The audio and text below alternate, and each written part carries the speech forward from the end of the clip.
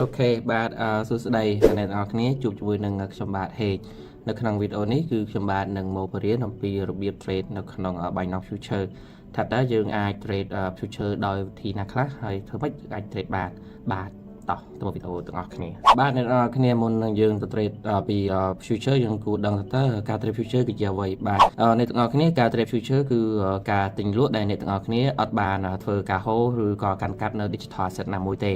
អ្នកទាំងអស់គ្នាគឺទិញបែបជា contract បែបជាកិច្ចសន្យាហើយអ្នកទាំងអស់គ្នាអាចទិញបានទាំងកាក់ឡើងហើយនិងកាក់ចុះ example អ្នកទាំងអស់គ្នាគិតថាកាក់ហ្នឹងគឺទីផ្សារនឹងធ្វើការ up អ្នកទាំងអស់គ្នាទិញឡើង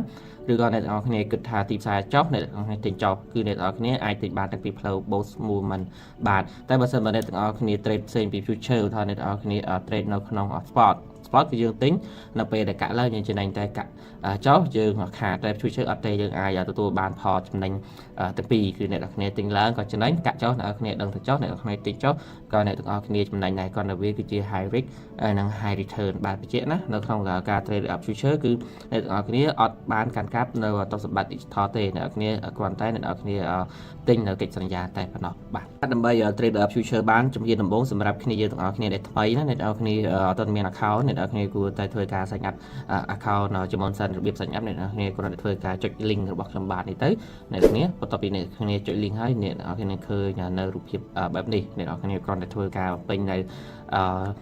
email ហើយនឹងអ្នកទាំងគ្នាដាក់នៅ password ជាការស្រេចបន្ទាប់ពីអ្នកទាំងគ្នាដាក់ email password ដល់ហើយអ្នកទាំងគ្នាធ្វើការដំឡើងនៅ app របស់វាឈ្មោះថា Binance អ្នកទាំងគ្នាដំឡើង app នឹងរួចរាល់ហើយអ្នកទាំងគ្នា log in ណាអ្វីដែលអ្នកទាំងគ្នាបាន sign up មិញហ្នឹងអ្នកទាំងគ្នា log in ចូលហើយអ្នកទាំងគ្នាធ្វើការ verify អត្តសញ្ញាណប័ណ្ណបន្ទាប់ពីអ្នកទាំងគ្នា verify អត្តសញ្ញាណប័ណ្ណរួចរាល់អស់ហើយអ្នកទាំងគ្នាអាចប្រើប្រាស់ full នៅក្នុង Binance នេះបានហើយបាទអ្នកទាំងគ្នាបន្ទាប់ពីអ្នកទាំងគ្នាមាន account នៅ Binance រួចរាល់អស់ហើយអ្នកទាំងគ្នាធ្វើការ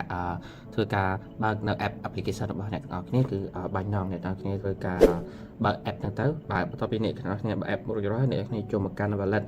ទូទៅគឺអ្នកទាំងអស់គ្នាគួរតែធ្វើការ deposit បើអ្នកទាំងអស់គ្នាមានលុយហើយអត់បញ្ហាទេតែបើសិនអ្នកទាំងអស់គ្នាអត់មានលុយទេអ្នកទាំងគ្នាធ្វើការ deposit វា deposit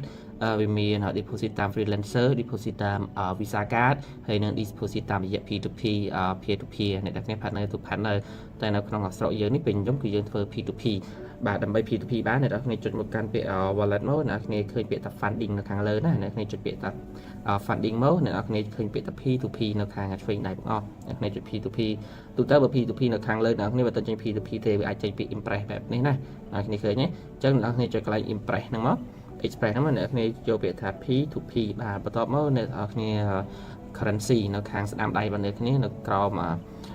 សេវាទូរស័ព្ទនេះអ្នកគ្នាពាក្យ USD ទូទៅបើវាជាលេខរៀលបើវាជាលុយរៀលអ្នកនរគ្នាត្រូវដូរវាមកជាលុយដុល្លារអ្នកនរគ្នា USD បាទ US ដុល្លារបន្តមកទៀតវាមាន2 cloud មាន buy និង sell តើអ្នកនរគ្នាទិញឬក៏អ្នកឲ្យគ្នាលក់អ្នកនរគ្នាទិញដោយសារយើងត្រូវការ deposit លុយចូលសិនបើយើងអាចធ្វើការ trade បានអ្នកនរគ្នាបាទអញ្ចឹងយើងទិញ USDT អញ្ចឹងយើងរើស P2P យើងរើស USD ចប់ហើយជំហានបន្ទាប់គឺយើងរើសpayment នេះអ្នកគ្នាចុចកន្លែង payment ហ្នឹងមកបាទខាងលើនេះអ្នកគ្នា search វាពាក្យថា Cambodia ណាបាទ CAM យើងឃើញពាក្យថា bank transfer Cambodia ចុចលើហ្នឹងមកអ្នកគ្នាចុចពាក្យ confirm បាទបន្ទាប់មកអ្នកគ្នានឹងឃើញសិតតែជាអ្នកដែលគេលក់នៅ P2P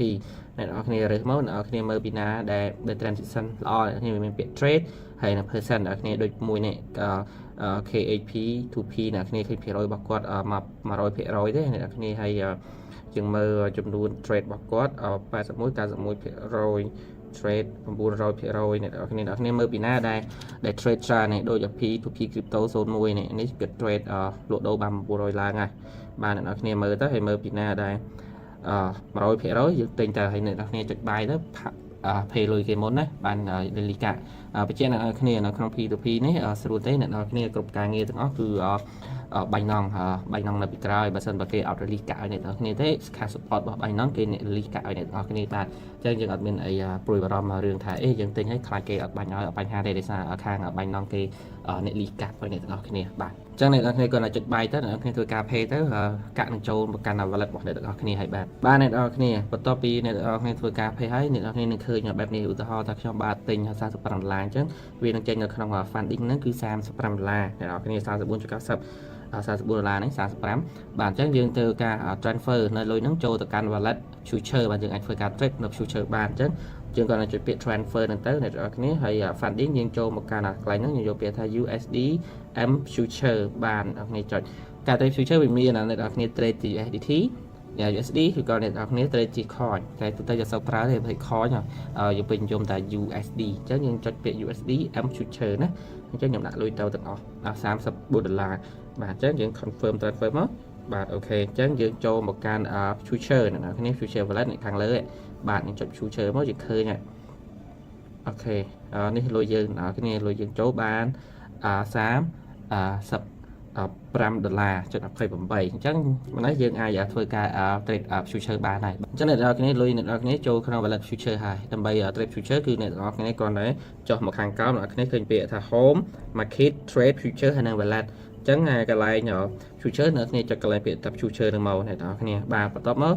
អ្នកទាំងអស់គ្នានៅខាងលើវាមានពាក្យ USDM coin M option តែការងាររបស់យើងគឺតើតពួកហ្នឹងទេយើងគឺ USDM ហើយខាងលើនេះអ្នកទាំងអស់គ្នាធ្វើការរើសកាក់អ្នកទាំងអស់គ្នាតើអ្នកទាំងអស់គ្នាត្រូវកាក់អីថាខ្ញុំទេ BTC អញ្ចឹងយើងចុចពាក្យថា BTC ទៅតើណា BTC USD អញ្ចឹងយើងឃើញ BTC USD បាទហើយអានេះអូខេបែបនេះធម្មតាបាទបន្ទាប់មកអ្នកទាំងអស់គ្នាកន្លែងorder ហើយនៅក្នុង future នេះអ្នកទាំងអស់គ្នារបៀបទិញរបៀបលក់នេះអ្នកទាំងអស់គ្នាមានកន្លែងពីរគ្នាគួរដឹងគឺកន្លែងពាក្យថា isolate ហើយនឹង leverage បាទ leverage នេះឧទាហរណ៍អ្នកទាំងអស់គ្នាមានលុយ$100ដល់ពេលអ្នកទាំងអស់គ្នាដាក់10 leverage មានន័យថាអ្នកទាំងអស់គ្នាមានលុយ$1000អ្នកទាំងអស់គ្នាវាគុណ10បាទតែបើសិនអ្នកទាំងអស់គ្នាដាក់50វាគុណទៅតាមនឹងបាទនៃលុយ$100របស់អ្នកទាំងអស់គ្នាតែវា high risk បើសិនបើអ្នកទាំងអស់គ្នាដាក់ឧទាហរណ៍ថាអ្នកទាំងអស់គ្នាដាក់50x leverage របស់អ្នកទាំងអស់គ្នា 50x ពេលខ្លះអ្នកទាំងអស់គ្នាកាន់តែ market manipulate ឬក៏គាត់ថាបន្តិចអ្នកនរគ្នាអាច liquid គឺអ្នកនរគ្នាអាចដាច់ account អញ្ចឹងអ្នកនរគ្នាគួរលេងនៅ leverage ខ្ពស់ទេអ្នកនរគ្នាគួរតែប្រើត្រឹម15អីបានវាទប់ទល់បាន15 8x អីបាទហើយមួយទៀតកន្លែងនេះខ្ញុំសូមយក25ទៅចុះបាទ25ហើយកន្លែង isolate នេះក្នុង mood របស់ future មាន2មានពាក្យថា cross ហើយនឹង isolate ទៅពីនឹងខុសយ៉ាងម៉េចអ្នកនរគ្នាបើសិនបើអ្នកទាំងអស់គ្នាយកពាក្យថា cross នេះវាជួយការពារនៅ account អ្នកទាំងអស់គ្នាអត់ឲ្យដាច់មែនតែវាទៅទាញយកនៅលុយរបស់អ្នកទាំងអស់គ្នាពី wallet របស់ future ឧទាហរណ៍ថា future អ្នកទាំងអស់គ្នាដាក់លុយ$1000អ្នកទាំងអស់គ្នាមក trade លុយ$100 future អ្នកគ្នា wallet លុយ$1000ហើយនៅក្នុង future អ្នកគ្នា trade តែ$100ទេអញ្ចឹងឧទាហរណ៍អ្នកគ្នាទិញចោះតែវាអត់ចោះទេវាបែរចឡើងតែ account អ្នកងាយដាច់ទេតែវានឹងទាញលុយខាតអ្នកទាំងអស់គ្នា$1000ហ្នឹងវាយកមកទាំងអស់បាទអញ្ចឹងវាហានិភ័យខ្ពស់ដល់ពេលអ្នកទាំងអស់គ្នាកន្លែងហ្នឹងអ្នកទាំងអស់គ្នាយក isolate មានន័យថាវា specific មានន័យថាវាកាត់លុយណាដែលយើង trade ទេវាអត់ទៅប៉ះពាល់ wallet លុយផ្សេងៗរបស់យើងទេបាទឧទាហរណ៍ថាអ្នកទាំងអស់គ្នាមានលុយ$1000 $1000ក៏ដោយនៅក្នុង future ក៏ដោយនៅក្នុង spot ក៏ដោយនៅកន្លែងណាក៏ដោយ wallet ណាក៏ដោយតែអ្នកទាំងអស់គ្នាទៅតែ50រៀលក៏30រៀលអញ្ចឹងនៅពេល30រៀលនឹងមាន mistake គឺ30រៀលនឹងខាតវាកាត់លុយ30រៀលនេះវាអត់ទៅប៉ះពាល់លុយយើងកន្លែងផ្សេងមកទេអ្នកនរគ្នាអញ្ចឹងកន្លែងពីហ្នឹងអ្នកនរគ្នាឆ្លាញ់មួយណាយកមួយហ្នឹងតែគាត់ណា recommend អ្នកនរគ្នាដៃថ្មីអីអ្នកនរគ្នាប្រើនេះទៅអ្នកនរគ្នាប្រើ isolate តែសម្រាប់គេដៃចាស់គេមានលុយគេមានអីច្រើនគេអាចប្រើ cross ដើម្បីខ្លះគាត់ប្រើ cross ទៅគាត់កុំឲ្យ account របស់គាត់ដាច់ញឹកអញ្ចឹងណាអ្នកគ្នាតែអ្នកខ្លះត្រូវលុយ30រៀលទៅអ្នកគ្នាខាតកាត់លុយអស់1000ក៏មានដែរបាទតែបើសិនអ្នកគ្នាយក isolate 30រៀលបើសិនមានបញ្ហាទៅ30រៀលទេបាទតាបែបនេះអញ្ចឹងខ្ញុំយក isolate បន្ទាប់មកកន្លែង order នៅក្នុង order មានច្រើនតែយើងមានតែពីរគួរយកគឺ limit ហើយនឹង market limit គឺយើងគាត់ថា limit តម្លៃយើងចង់ទិញចោះតម្លៃណា market យើងយកនៅតម្លៃទីផ្សារកំពុងតែដើរនៅបច្ចុប្បន្នភាគច្រើនក្នុង future កម្រវល់ជាមួយនឹងអានេះច្រើនភាគច្រើនប្រើតែ market យកមកឧទាហរណ៍ថាឥឡូវនេះយើងឃើញ BC ឡើងដល់តម្លៃហើយ BC 97000 oh my god គួរឡើងទៀតណាគួរឡើងមកហើយបាទអញ្ចឹងឧទាហរណ៍ថាខ្ញុំឃើញវាមានសន្ទុះអាចឡើងទៅលើទៀតអញ្ចឹងគឺខ្ញុំយកពាក្យ market ឲ្យទិញនៅតម្លៃបច្ចុប្បន្នហ្នឹងបាទអញ្ចឹងខ្ញុំទាញវាមកទាំងអស់មក USDT លុយយើង$32មិញ34 35ហ្នឹងខ្ញុំដាក់ 25x អ្នកគេឃើញ maximum លុយវាចេញនឹង$878ណោះបាទ 25x តែបើសិនយើងយកឧទាហរណ៍អ្នកនរគ្នាយក 125x ចាំមើលណាឧទាហរណ៍ 125x អ្នកនរគ្នាឃើញលុយអ្នកនរគ្នាកន្លែង maximum ហ្នឹងវាចេញនឹង$3900វាគុណច្រើនតែហានិភ័យមកច្រើនអ្នកនរគ្នា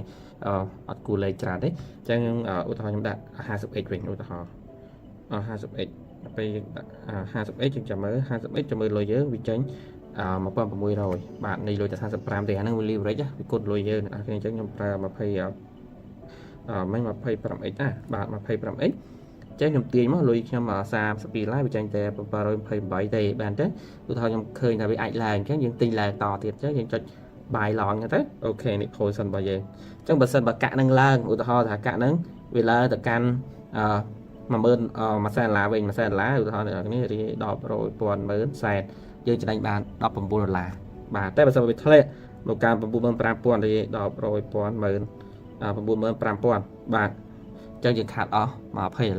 បាទអញ្ចឹងការ update future ក្នុងវីដេអូនេះមានតែប៉ុណ្ណេះឯងអ្នកនរគ្នាកុំភ្លេចតាមដាននៅវីដេអូទី2រៀនអំពីរបៀប manage តើយើងក៏ខាត់ loss យ៉ាងម៉េចហើយយើង manage position របស់យើងយ៉ាងម៉េចវីដេអូនេះក៏នៅនោះរបៀបចូលទិញហើយនៅរបៀប deposit លុយតែប៉ុណ្ណេះបាទអស់ហើយមានតែប៉ុណ្ណេះអរគុណអ្នកនរគ្នាកុំភ្លេចជួយធ្វើការ subscribe like comment ម្នាក់មួយផងណាបាទសម្រាប់តាមដានវីដេអូបន្តទៀតបាទអរគុណអ្នកនរគ្នា have a nice day thank you